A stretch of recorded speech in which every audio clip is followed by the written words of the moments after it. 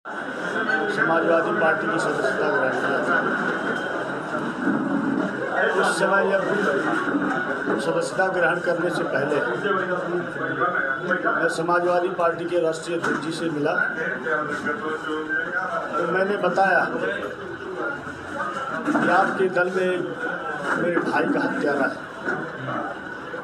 जिसके कहने पे मेरे भाई की, जो वर्तमान में उस समय ब्लॉक प्रमुख थे अखिलेश पांडे जी, ज्येष्ठ प्रमुख रामबचन राम जी, पूर्व प्रधान गंगा राम जी, 3 लोगों की निर्मम हत्या दिन दहाड़े ब्लॉक परिषद घोषी में हुई। एक म्यान में 2 तलवारें अध्यक्ष जी नहीं रह पाएंगे। आप कहेंगे कि उनको जिताओ, तो मैं जिताने का काम नहीं कर सकता। उन्होंने कहा कि आप जैसे लोगों की मुझे आवश्यकता है, आप आइए, आपका स्वागत है, उनको मेरे ऊपर छोड़ दीजिए। मैंने कहा ठीक। मैंने सदस्यता ग्रहण करी, पूरी ईमानदारी से पार्टी की सेवा करी। इसके बाद चलती गई, मैं देखा कि इनकी नज़दीकियाँ बढ़ती जा रही हैं, बारंबार मेरी ऊपर परीक्षाएँ होती रही। लेकिन जिस दिन इनका टिकट फाइनल हुआ उस दिन भी मैं पार्टी कार्यालय गया। उनसे कहा कि क्या आपकी सरकार एक वोट से बनने वाली है? क्या आपकी सरकार एक वोट से गिरने वाली है? क्यों नहीं एक समाजवादी पार्टी के निष्ठावान कार्यकर्ता को आप टिकट दे देते? अगर आप दे देते हैं तो कार्यकर्ता भी खुश हो जाता। मैं तन मन धन से जिताने का काम करूँगा। मेरे भाइयों, मीडिया के माध्यम से मैं कहना चाहता हूं सभी लोगों से, जिस दल में के नेता की नीयत पर शक हो जाए उस दल में रहने का कोई औचित्य नहीं बनता। मैंने उस दिन मन बनाया, जब उनसे कहा इस बात को, उन्होंने कहा कि बड़ी लड़ाई जीतने के लिए कुछ वो करना पड़ता है। ठीक है, फिर मैंने नमस्कार किया और चल दिया। फिर मैं कुछ दिन और इंतज़ार किया।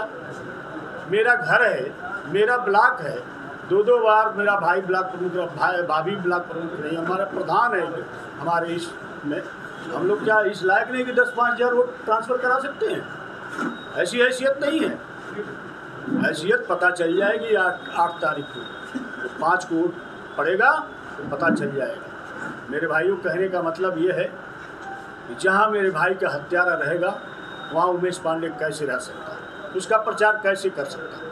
तो मैंने यह सोच करके फैसला लिया कि आज जो देश में, पूरे दुनिया में आदरणीय हमारे देश के प्रधानमंत्री नरेंद्र मोदी जी का जो डंका बज रहा है, उनके विकास के रास्ते जो खुले हैं, इसको देखते हुए और उत्तर प्रदेश में जो माफिया गर्दी और दहशत गर्दी हुआ करती थी वो आज समापन की तरफ है। आज पूरा उत्तर प्रदेश अमन चैन की जिंदगी जी रहा है, जब चाहे कोई कहीं भी जा सकता है। और विकास के रास्ते पर आदरणीय हमारे इस सूबे के मुख्यमंत्री आदरणीय योगी आदित्यनाथ जी महाराज आज इसको आगे बढ़ाने का काम कर रहे हैं। तो मैं इनके नीतियों को आत्मसात करते हुए मैंने सोचा कि भारतीय जनता पार्टी की सदस्यता ग्रहण करना अति आवश्यक हो गया। मैं अपने मधुबन विधानसभा के तमाम मतदाताओं को दुख के साथ, मैंने संदेश भी अपने डाल दिया है फेसबुक पे, मुझे दुख है इस बात का छोड़ने का, लेकिन मैं आप लोगों को आपके माध्यम से, मीडिया के माध्यम से मैं उनसे कहना चाहता हूं कि जब भी मेरी ज़रूरत पड़ेगी उमेश पांडे बेटा बनकर, भाई बनकर उनकी सेवा करेगा, उनको छोड़ने का काम नहीं करेगा। आपके भाई का हत्यारा कौन है? उन्हीं के सगे भतीजे। कौन? भास्कर सिंह और भूषण, भास्कर और भूषण। ये किसके भतीजे हैं? उन्हीं के भतीजे हैं। किनके? सुधाकर सिंह के। अच्छा। नेताजी, चुनाव के समय ये सब क्यों आ जाता है? चुनाव के समय क्यों याद आता है? अरे भाई, हमेशा याद आता है। सत्ता उनकी थी, सरकार उनकी थी, हम लोग त्राइमाम कर रहे थे।